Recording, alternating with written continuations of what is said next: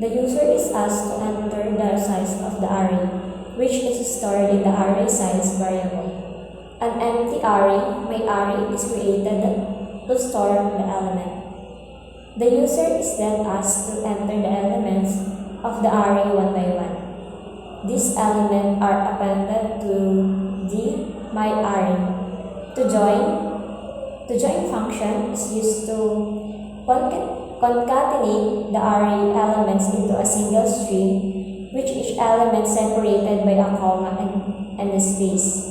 The map star myArray function is used to convert the array elements to string before joining them.